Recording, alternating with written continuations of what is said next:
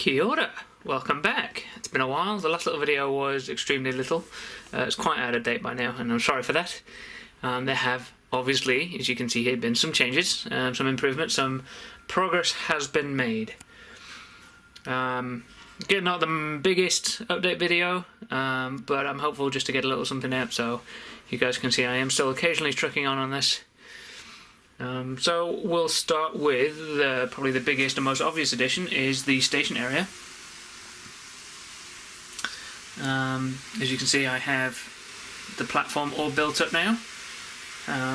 You can see the parcel building at the end there, the little kiosk is in situ.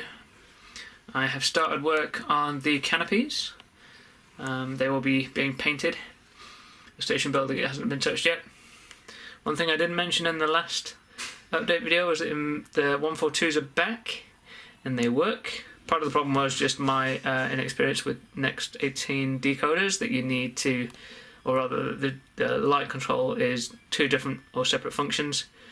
Didn't realise this and caused some damage that way, but got them back working and I'm happy with that. I now have reprogrammed the decoder chips so they work like normal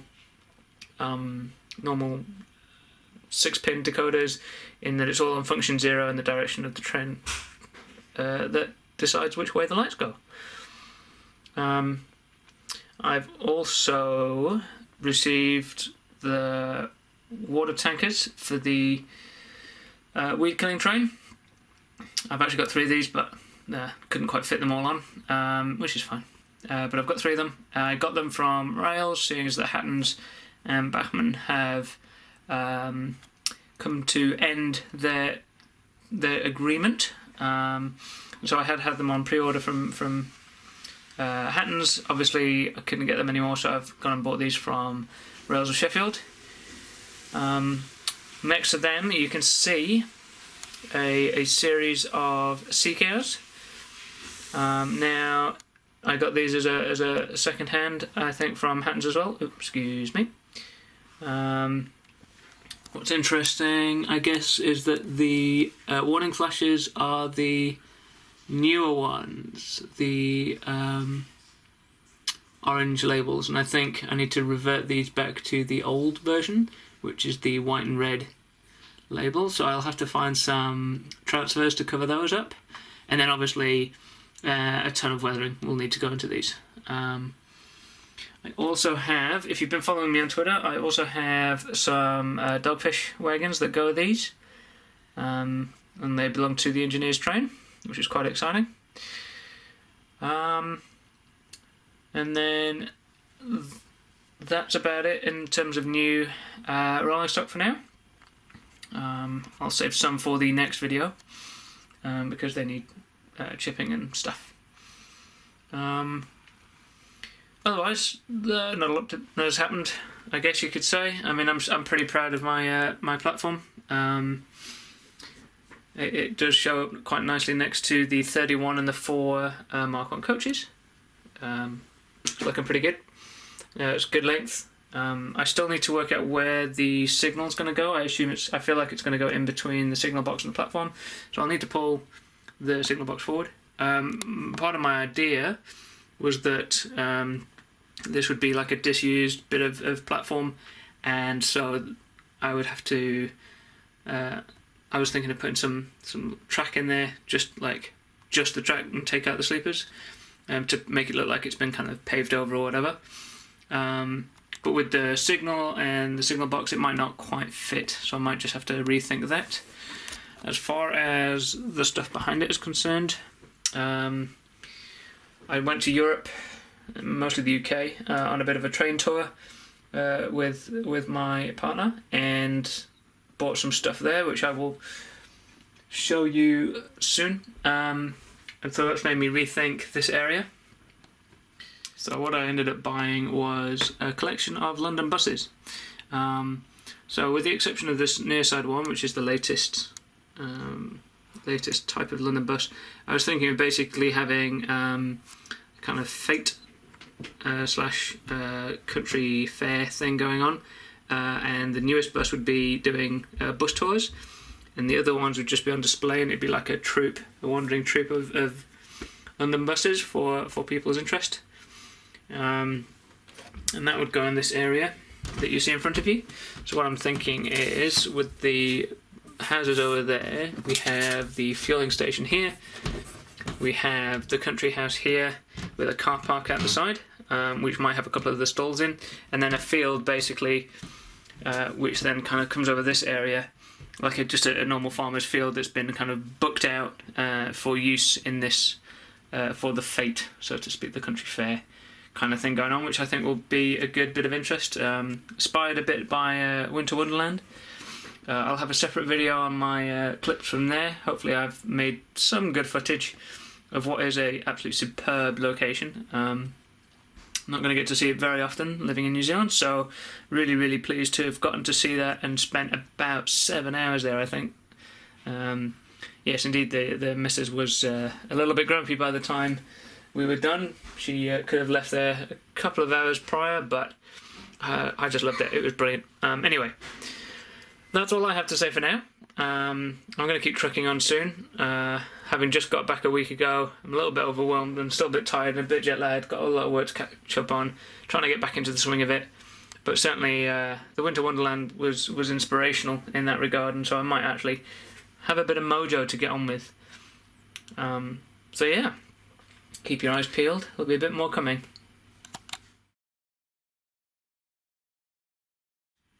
Kia ora. Welcome back to Beresford, Vale.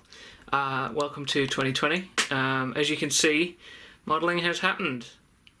There's also a bunch of new models that have arrived, as you can see there. All this stock is new since last year. If you've been following my Twitter feed, you will have seen some of these in advance already.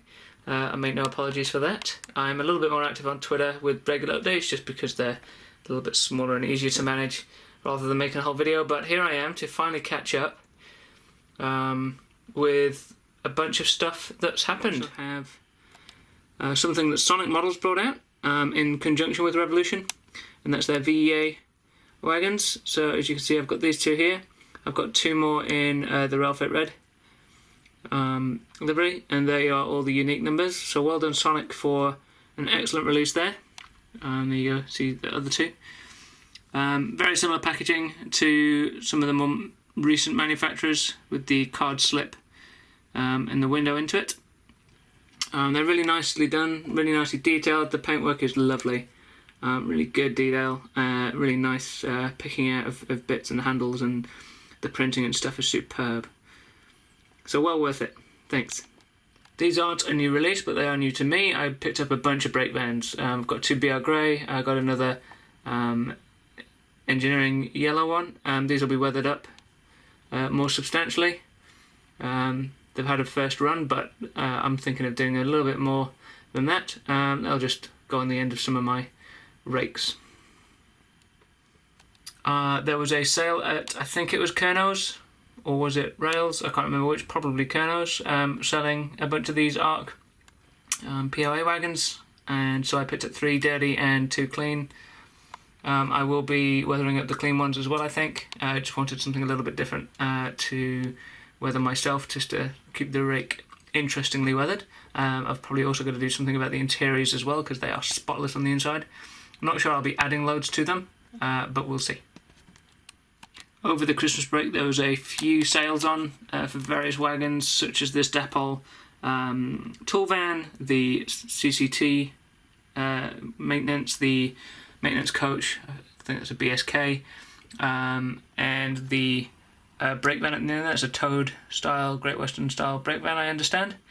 And when I bought all those, I'd also, a long time ago now, bought this crane, as you can see, with the flatbed wagon there. This was an American set. This is by Power Models, I think. It was a gaudy orange. It had Amtrak written on the side, and what I did is I gave it a clean, wore it down a little bit, just by cleaning it up, and repainted it myself. So the yellow and the black is just a generic Humbrol black gloss. The yellow is the Humbrol rail matchy type yellow, the rail yellow, I think they call it. And I sprayed this myself. It's the first ever full respray I've managed to accomplish.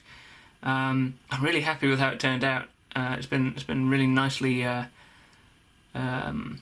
come out really nicely anyway. And so I've still got to finish it off with the wash stripes that you'll get along the back, along the base of the crane there. But as a kind of first go at spray painting, I'm really pleased at how that turned out, and it actually matches the Graham Farish coaches really well. You'll notice the Toad van looks a little bit dark there at the back. That's a bit lighting, but it is a little bit darker. And interestingly, but not surprisingly perhaps, the Dapol is quite a bright yellow compared to the other coaches there. Dapol do seem to struggle with their their colour matching. So again, this will all be weathered down a bit, and I think the yellow will then merge into the other yellows quite nicely. But I've basically finished off this whole breakdown rake over the Christmas New Year break, which I'm quite pleased with. Next up is my most recent purchase, or at least most recent arrival. These are the first N-Gauge Realtrack models that I know of. They are, of course, the PCA wagons in STS livery. I bought 6. They only came... For the STS livery, they only had 1 pack, so there's obviously going to be some duplication there. But I don't know if you can see, the detailing on these is astounding. So many little bits and parts have been pulled out in different colours. Have been nicely detailed. The printing is immaculate. There are differences in every wagon. Of course, not just the numbers, but actually the details that belong to that prototype as well, which just blows me away. So really impressive there from Realtrack. I did get, as I said, two of these. I'll be quite happily running these wagons together. I just didn't want to get them out of the box for now because my layout is quite small. But yeah, no, really impressive models. I'm really looking forward to running these around. They've got a nice weight to them. They've got a nice running quality about them. Lots of these manufacturers nowadays have started coming out with some superb quality in their models. Really good attention to detail and really good consideration about how the models will work when they're on a layout, which is really impressing me greatly. It was a superb first impression by some of these manufacturers. So well done to Realtrack on that. I'm looking forward to seeing what comes next. Next, I'll move on to some of my motive power. I've got a new 37. This was second hand from somewhere here in Auckland, or New Zealand at least. I received this a while ago. It is now chipped and it runs very well. I'm very happy with it. Don't have any of the I don't have many red stripe vehicles, so I think this is only my second, but I do like the 37s. I don't think they'll be very out of place in a vaguely Welsh-based layout, so that'll be quite nice to be able to run around. The previous owner had fitted the buffer beam detail, which is quite nice, to one end, and that's fine for me. I'm just going to enjoy running this around a lot. Next up is a 31. I think this is second hand from Hatton's, and it's new to me. It's BR Blue, as you can see. I already do have a 31 in regional railways. It's been sound fitted, but it was a much older tooling. The body now no longer fits, like clicks into the chassis. It just kind of sits loosely on top. It does have lights now and stuff as well, but the body floating a little bit above the bogies and such is a little bit off-putting. It's not the finest detail compared to this slightly newer tooling. It does look a little bit off, but I'm really glad to have a BR Blue one. I've been looking forward to getting this for a while. It will fit into my era a lot better. I've started leaning slightly earlier for some of my locos in terms of 70s and early 80s. Some of my rolling stock is clearly, as you've seen, much later 80s, but I am settling down a little bit more for this BR Blue stuff when it comes to the locos. They're just brilliant in my mind. I just love the livery, so tidy. Obviously it needs weathering, as with all my new locos. They've all been chipped now, and it's been put through its paces a little bit. It's a good runner. I'm very happy with it. I'm looking forward to showing off on the layout a bit more. Next up we have a Dapol Class 50. Lots of media about these because, again, another recent release, this time by the major manufacturer Dapol. I don't know what else to say. I think there's been a lot said about them. I quite like it. It's a good looking model. It's obviously in big logo BR Blue.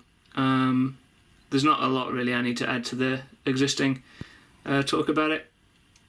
I got this DCC fitted from the manufacturer because I've had a few issues with other Nex 18 decoders. So that's been a weight off my mind, so to speak. But yeah, no, really nice model. Looks the part.